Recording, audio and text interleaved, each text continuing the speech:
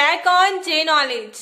तो आज हम स्टार्ट करने जा रहे हैं क्लास 10th का chapter number 15 are environment. Environment means हमारा वातावरण। तो सबसे पहले as the name of the chapter suggest आपको एनवायरमेंट की डेफिनेशन क्लियर होनी चाहिए। सो एनवायरमेंट होता क्या है? The environment is all the physical, chemical and biological factors which influence human life।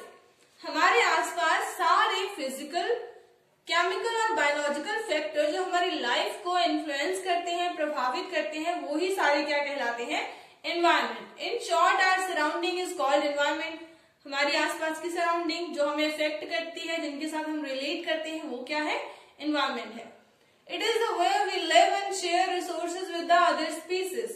ये वो जगह है जहां पर हम रहते हैं और सारे रिसोर्सेज को दूसरी स्पीसीज के साथ, दूसरे एनिमल ऑर्गेनिजम्स के साथ हम क्या करते हैं? शेयर करते हैं।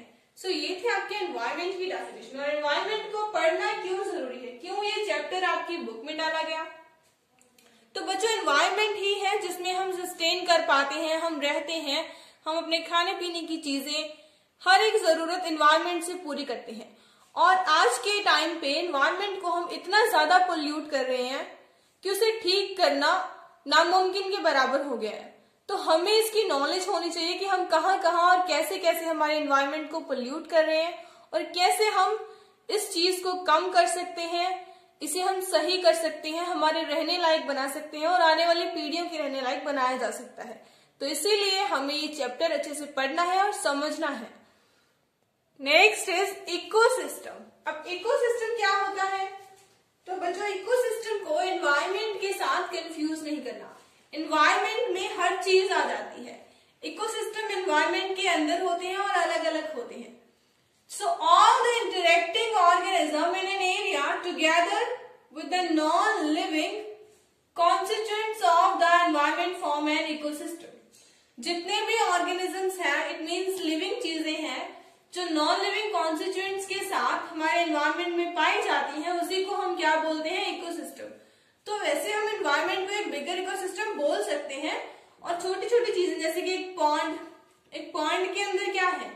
वाटर है, सॉयल है, जो क्या है? नॉन लिविंग है। फिशेस है, छोटे छोटे प्लांट्स हैं, छोटे छोटे माइक्रो ऑर्गेनिजम्स हैं, जो क्या है? लिविंग है। तो ये लिविंग और नॉन लिविंग आपस में एक दूसरे के ऊपर डिपेंडेंट है और सही से अपना रह रहे हैं। इनको बाहर से किसी चीज की जरूरत नहीं है, सेल्फ सफिशिएंट है वो सिस्टम। तो वो क्या है? एक इकोसिस्टम है। फॉरेस्ट है, फॉरेस्ट अपने आप में एक इकोसिस्टम है। फॉरेस्ट के अंदर सारे लिविंग ऑर्गेनिज्म, सारे जानवर हैं। और क्या है? सॉइल है, मिट्टी है, पानी है, एयर है, वो सारा चीजें क्या है? नॉन लिविंग है। तो लिविंग और नॉन लिविंग आपस में एक दूसरे के ऊपर डिपेंडेंट है और रह रहे हैं, सही से चल रहा है सिस्टम, तो वो भी क्या है? एक इकोसिस्टम है। तो ये दोनों क्या हो गए? नेचुरल इकोसिस्टम, जिसमें लिविंग और नॉन लिविंग आपस में सही से रह रहे हैं। एक्वेरियम हो गया या गार्डन या क्रॉप फील्ड्स, ये क्या है? आर्टिफिशियल इकोसिस्टम्स है। तो ये भी इकोसिस्टम, लेकिन ये किस में आते हैं? आर्टिफिशियल इकोसिस्टम में आते हैं। सो इकोसिस्टम जिसमें लिविंग और नॉन लिविंग चीजें आपस में एक दूसरे के साथ रिलेशन में रहती हैं, उसी को हम क्या बोलते हैं? इकोसिस्टम बोलते हैं। All the interacting organism in an area, किसी भी एरिया के सारे organism together with the non-living constituents of the environment form an ecosystem। Clear? So ये था इकोसिस्टम। अब इकोसिस्टम के कितने कंपोनेंट्स होते हैं? Components of ecosystem. Components of ecosystem. So हमारे इकोसिस्टम के कितने कंपोनेंट्स होते हैं? So our ecosystem has 2 components, biotic components and abiotic components. Biotic components में क्या आ जाते हैं? जितने भी सारे के सारे लिविंग ऑर्गेनिजम्स हैं, वो बायोटिक कंपोनेंट्स में आ जाते हैं। Consist of all living organisms, animals and plants. Animals और प्लांट्स इसमें आते हैं लिविंग में, मीन्स ये क्या है? इकोसिस्टम के बायोटिक कंपोनेंट्स है। And abiotic components consist of all non living things और फिजिकल कंडीशंस। जितने भी नॉन लिविंग चीजें हैं या फिजिकल कंडीशंस है हमारे आसपास की, जैसे सॉयल, वाटर, एयर, रॉक्स, ये सारी चीजें किसमें आ जाती हैं? इकोसिस्टम के एबायोटिक कंपोनेंट्स में आ जाती है। तो ecosystem has 2 components, one is biotic and other are abiotic components. Next है classification of organisms based on the manner in which they obtain their sustenance from environment. हमें ऑर्गेनिजम्स को अलग अलग ग्रुप में क्लासिफाई करना है, किसके बेसिस पे, कि कैसे वो एनवायरमेंट से अपनी सस्टेनेंस लेते हैं. सस्टेनेंस मीन्स अपनी लाइफ को बनाए रखने के लिए अपना जो फूड है वो कैसे लेते हैं एनवायरमेंट से, उसके बेसिस पे. So we can classify it into 3 groups. First is producers, second is consumers and third is decomposers. इन सबको हम अलग अलग डिस्कस करेंगे और कंज्यूमर्स को हम फर्दर डिवाइड कर सकते हैं 4 में, herbivores, carnivores, omnivores and parasite. तो अब डिस्कस करते हैं कि ये अलग अलग होते क्या हैं. प्रोड्यूसर्स क्या होते हैं, कंज्यूमर्स क्या होते हैं और डिकम्पोजर्स क्या होते हैं. प्रोड्यूसर्स क्या होते हैं बच्चों? प्रोड्यूसर्स नाम से ही क्लियर हो रहा है, प्रोड्यूस करने वाले. प्रोड्यूस कौन करेगा? जो फूड को सबसे पहले प्रोड्यूस करेगा, तो वो होते हैं ऑल द ग्रीन प्लांट्स, सारे के सारे green plants and certain bacteria. और कुछ बैक्टीरिया होते हैं which can produce food by photosynthesis are called producers.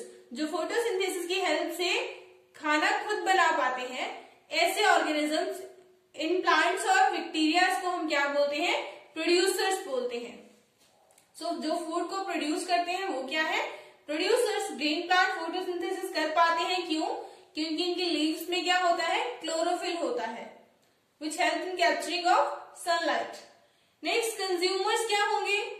Consumers ऐसे ऑर्गेनिजम्स जो अपने फूड के लिए किसके ऊपर डिपेंड करते हैं? प्रोड्यूसर्स के ऊपर डिपेंड करते हैं. वो खुद नहीं बना पाते, वो प्रोड्यूसर्स का बना बनाया खाते हैं.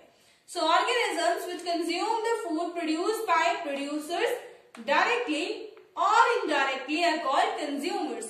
डायरेक्टली कैसे? जैसे हम सब्जियां खाते हैं, फ्रूट्स खाते हैं, तो वो क्या है? हम डायरेक्टली फूड ले रहे हैं, किससे? प्रोड्यूसर से. लेकिन अगर हम मीट खा रहे हैं तो हम इनडायरेक्टली फूड ले रहे हैं, लेकिन ले किससे रहे हैं? इनडायरेक्टली प्रोड्यूसर से ही. क्यों? क्योंकि हम जिस जानवर को हम खा रहे हैं, for example you are eating chicken, तो चिकन भी अपना फूड कहाँ से लेता है? प्लांट सोर्स से या प्रोड्यूसर से ही लेता है. तो हम इनडायरेक्टली या डायरेक्टली किसके ऊपर डिपेंड कर रहे हैं? प्रोड्यूसर्स के ऊपर ही डिपेंड कर रहे हैं. So all the animals are called consumers. जितने भी एनिमल्स हैं वो सारे क्या है? कंज्यूमर्स, उपभोक्ता जिन्हें हम बोल देते हैं. क्लियर? सो कंज्यूमर्स को फर्दर हम डिवाइड करते हैं 4 कैटेगरीज में और इन्हीं 4 कैटेगरीज को डिस्कस करते हैं. सो consumers can be divided into 4 types: herbivores, carnivores, omnivores and parasites. तो हर्बीवोर्स क्या होते हैं? Animals which eat plant and plant products only. ऐसे एनिमल्स या ऑर्गेनिजम्स जो सिर्फ और सिर्फ प्लांट्स या प्लांट से मिले हुए प्रोडक्ट्स ही खाते हैं. For example cow, deer, sheep, ये सिर्फ प्लांट्स के प्रोडक्ट्स खाते हैं. कार्निवोर्स होते हैं ऐसे ऑर्गेनिजम्स जो फ्लैश खाते हैं, मांस खाते हैं दूसरे ऑर्गेनिजम्स का. सो organisms which eat flash of other organisms, example Lions, tigers. Omnivores क्या होते हैं? Organisms which eat both animals and plant products, जो कुछ भी नहीं छोड़ते. ठीक, तो वो होते हैं ऑमनिवोर्स.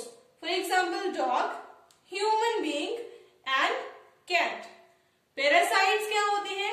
पैरासाइट्स ऐसे छोटे छोटे ऑर्गेनिजम्स होते हैं जो किसी दूसरे ऑर्गेनिज्म की बॉडी के ऊपर या उसकी बॉडी के अंदर रहते हैं और अपना फूड वहीं से लेते हैं, और ये हार्मफुल होते हैं, दूसरे ऑर्गेनिज्म को नुकसान पहुंचाते हैं.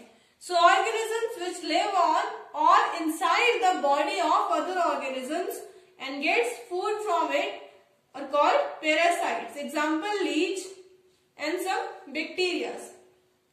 लीच आपने देखी होगी, जो केटल्स है, केटल्स की बॉडी के ऊपर लग जाती है और वहां से उनका खून चूसती है, मतलब अपना फूड उन्हीं की बॉडी से लेती है. क्लियर? सो ये होते हैं कंज्यूमर्स की अलग अलग क्लासिफिकेशन और उनकी डेफिनेशन.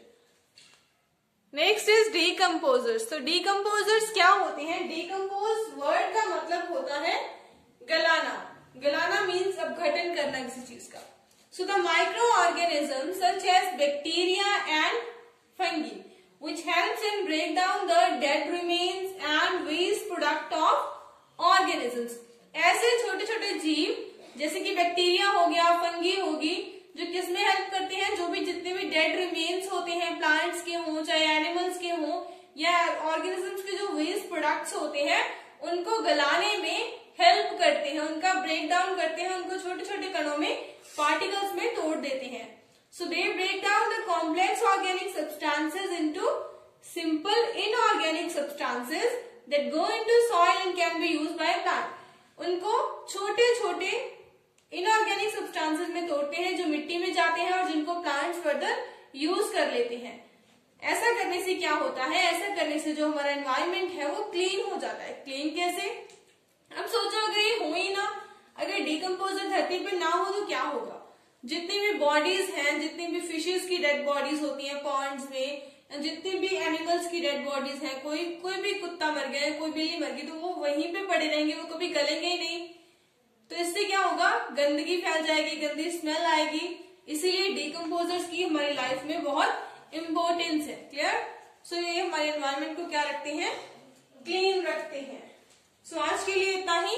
बाकी नेक्स्ट वीडियो में आई होप कि आपको समझ आया होगा, और अगर समझ आया तो कमेंट कीजिए, लाइक कीजिए, शेयर कीजिए एंड सब्सक्राइब कीजिए. Thank you so much for watching this video.